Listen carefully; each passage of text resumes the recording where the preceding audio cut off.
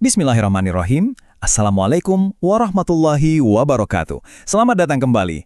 Hari ini kita akan meluangkan waktu sejenak untuk sebuah tadabur yang mendalam. Kita akan coba menelusuri makna dan hikmah dari untayan firman Allah yang luar biasa indah. Coba deh, kita pikir-pikir sebentar. Di tengah hiruk-pikuk dan kesibukan duniawi yang rasanya seolah nggak pernah ada jedanya ini, apakah kita sudah benar-benar mengingat yang maha tinggi? Pemaparan kajian kita kali ini pada dasarnya adalah sebuah jeda yang sangat penting. Kita bakal mengkalibrasi ulang kompas hidup kita, menggali sebenarnya apa sih tujuan akhir kita diciptakan, dan menyadari betapa fananya dunia yang kita pijak ini. Dan semuanya akan kita lihat melalui lensa surah Al-A'la. Yuk, mari kita mulai mendalaminya. Sebagai poin pertama kita tentang keagungan Sang Pencipta, mari kita resapi 5 ayat pertama ini. Sabbihisma rabbikal a'la, alladzi khalaqa fasawwa, walladzi qaddara fahada, walladzi akhrajal mar'a, faja'alahu hutha'an ahwa. Yang artinya, sucikanlah nama Tuhanmu yang maha tinggi, yang menciptakan, lalu menyempurnakan penciptaannya, yang menentukan kadar dan memberi petunjuk, dan yang menumbuhkan rumputan. Tafsir Kemenak itu ngejelasin kalau Allah nggak sekedar menciptakan makhluk loh, tapi dia juga menyempurnakannya dengan bentuk dan ukuran yang paling proporsional. Allah memberikan petunjuk dan hukum alam yang pasti, supaya setiap makhluk itu bisa bertahan hidup dan berkembang biak. Dan ini tuh dengan sangat brilian mengilustrasikan kuasa Allah melalui alam semesta di sekitar kita. Bayangkan aja sebuah padang rumput hijau yang sangat subur dan segar. Allah lah yang menumbuhkan rumputan itu untuk menghidupi binatang dan ternak. Siklus penciptaan ini, mulai dari kehidupan yang penuh warna dan energi, sampai akhirnya menuju masa layu yang sama sekali nggak bisa dihindari, adalah bukti nyata dari keteraturan mutlak yang udah Allah tetapkan buat semua ciptaannya. Sekarang coba perhatikan visualisasi dari frasa hutha'an ahwa ini. Maknanya adalah rerumputan yang kemudian berubah menjadi kering dan kehitam-hitaman. Tafsir Kemenak menyoroti metafora visual yang luar biasa menakjubkan ini. Perubahan dari rumput hijau yang seger banget, terus jadi tumpukan jerami kering yang gelap dan rapuh, itu adalah representasi yang paling sempurna dari realitas kehidupan manusia di dunia ini. Sifatnya sangat fana, betapapun indahnya kehidupan itu di awal permulaan. Memasuki poin kedua tentang petunjuk ilahi, mari kita dengarkan ayat ke-6 hingga ke-9. Sanukri'uka falatansa illa ma sya'allah, innahu ya'lamul jahra wa ma yakhfa, wa nuyassiruka lil yusra, fadzakir in nafa'atiz dzikra. Kami akan membacakan Al-Quran kepadamu, sehingga engkau tidak akan lupa, kecuali jika Allah mengendaki. Sungguh, Dia mengetahui yang terang dan yang tersembunyi, dan kami akan memudahkan bagimu ke jalan kemudahan. Oleh sebab itu, berikanlah peringatan, karena peringatan itu bermanfaat. Ayat ini benar-benar ngebawa janji agung dan menenangkan banget buat hati Nabi Muhammad SAW, bahwa beliau nggak akan pernah melupakan wahyu yang dibacakan, murni karena penjagaan Allah. Sebagaimana yang digarisbawahi oleh Ibnu Katsir, kalimat bahwa Allah mengetahui yang terang dan yang tersembunyi itu bermakna bahwa mutlak nggak ada satupun ucapan atau perbuatan kita sekecil apapun yang luput dari pandangannya. Lebih dari itu, Allah juga berjanji akan melapangkan jalan bagi Nabi menuju syariat yang mudah, penuh toleransi, lurus, dan berkeadilan. Islam itu hadir justru bukan untuk membawa kesulitan yang mengimpit teman-teman. Maka, perintah utamanya sangat jelas. Sampaikanlah peringatan ilahi ini. Peringatan itu pasti akan memberikan manfaat bagi jiwa yang memang mau mendengar. Tapi, ada kebijaksanaan penting di sini.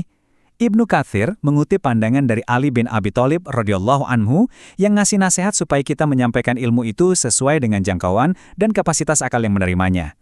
Kalau kita memaksakan ilmu yang belum mampu dicerna oleh seseorang, itu justru bisa berujung pada fitnah atau kebingungan buat yang mendengarkannya. Hal ini membawa kita pada poin ketiga, semacam persimpangan jalan abadi umat manusia. Mari kita simak ayat ke-10 hingga ke-13 ini. Saya dzakkaru may yakhsha wa yatajannabuhal ashqa alladzi yaslan naral kubra thumma la yamutu fiha wa la yahya. Orang yang takut kepada Allah akan mendapat pelajaran, dan orang yang celaka akan menjauhinya, yaitu orang yang akan memasuki api yang besar. Selanjutnya, dia di sana tidak mati dan tidak pula hidup. Ayat ini benar-benar mengantarkan kita pada sebuah titik nadir, pada sebuah pilihan paling kritis yang mau tidak mau harus diambil oleh setiap jiwa. Tafsir Kemenak menguraikan secara kontras dua kelompok yang tercipta dari pilihan tersebut. Di satu sisi ada orang yang takut. Mereka ini adalah orang beriman yang sempurna, yang menggunakan akal sehatnya, lalu dengan rendah hati tunduk nerima peringatan. Nah, di sisi lain, berdirilah orang yang celaka. Mereka ini yang durhaka, yang hatinya udah tertutup rapat, dan secara sadar berpaling serta menjauhkan diri dari petunjuk tersebut. Dan jujur saja, Konsekuensi bagi kelompok yang menolak itu sungguh menggetarkan hati. Ibnu Katsir mendeskripsikan api yang besar sebagai realitas mengerikan, di mana seseorang terperangkap dalam keadaan tidak mati dan tidak hidup.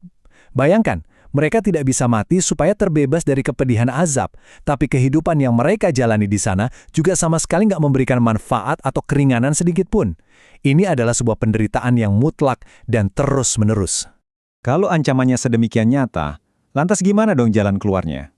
Mari kita masuk ke poin keempat tentang realitas akhir dengan membaca ayat ke-14 hingga ke-17.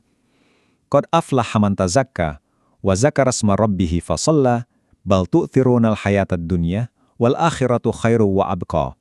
Sungguh beruntung orang yang menyucikan diri dan mengingat nama Tuhannya, lalu dia sholat. Sedangkan kamu memilih kehidupan dunia, padahal kehidupan akhirat itu lebih baik dan lebih kekal.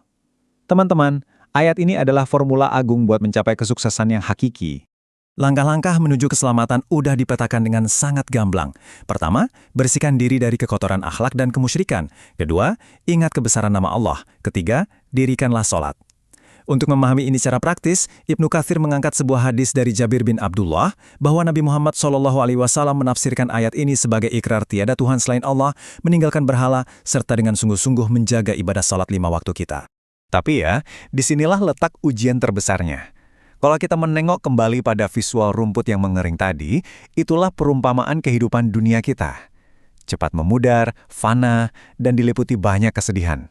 Ironisnya, sifat dasar kita itu cenderung mendahulukan kenikmatan dunia yang singkat ini kan? Padahal, akal sehat dan ayat tadi udah menegaskan dengan sangat jelas kalau kehidupan akhirat itu punya kualitas yang jauh lebih luhur, lebih baik, dan pastinya kekal abadi. Untuk menyadarkan kita, Ibnu Katsir mencantumkan sebuah hadis penusuk jiwa yang diriwayatkan dari Aisyah radhiyallahu anha. Rasulullah SAW bersabda, dunia ini adalah rumah bagi orang yang tidak mempunyai rumah, dan harta bagi orang yang tidak mempunyai harta, dan karena untuk dunialah orang yang tidak berakal menghimpun hartanya. Pernyataan ini benar-benar ngebongkar ketidaklogisan kita. Betapa bodohnya kalau kita mempertaruhkan segala tenaga buat numpuk harta yang esok bakal layu, sementara kita nggak menyisakan apapun buat rumah kita yang abadi nanti. Poin kelima dan terakhir, kita ini berbicara tentang legasi yang melampaui batas waktu, yang ditegaskan dalam 2 ayat penutup surah ini. Inna hadza lafis suhufil ula, suhufi Ibrahim wa Musa. Sesungguhnya ini terdapat dalam kitab-kitab yang dahulu, yaitu kitab-kitab Ibrahim dan Musa. Prinsip-prinsip yang baru aja kita bedah ini tentang menyucikan diri, sholat, dan superioritas akhirat di atas dunia itu bukanlah sebuah syariat yang tiba-tiba muncul di tanah Arab loh. Ini secara brilian membuktikan kesinambungan risalah ketauhidan dari Allah yang melintasi ribuan tahun peradaban manusia. Bermula dari lembaran-lembaran suci di era Nabi Ibrahim, kemudian dikukuhkan di era Nabi Musa, dan akhirnya dihidupkan kembali dalam bentuknya yang paling murni pada abad ke-7 melalui lisan Nabi Muhammad SAW. Inti ajarannya sama sekali nggak berubah. Ini benar-benar pesan universal dan abadi untuk seluruh umat manusia. Sebagai kesimpulan dari pemaparan kita kali ini, saya mau meninggalkan Anda dengan satu pertanyaan mendasar yang perlu kita renungkan. Kehidupan manakah yang benar-benar sedang Anda bangun saat ini? Apakah Anda cuma sibuk menyiram rerumputan dunia yang pasti bakal mengering esok hari? Ataukah Anda sedang meletakkan batu bata untuk rumah abadi di akhirat kelak? Pilihan itu sepenuhnya ada di tangan kita masing-masing. Semoga Allah senantiasa memudahkan langkah kita menuju kehidupan yang jauh lebih baik dan kekal. Wassalamualaikum warahmatullahi wabarakatuh.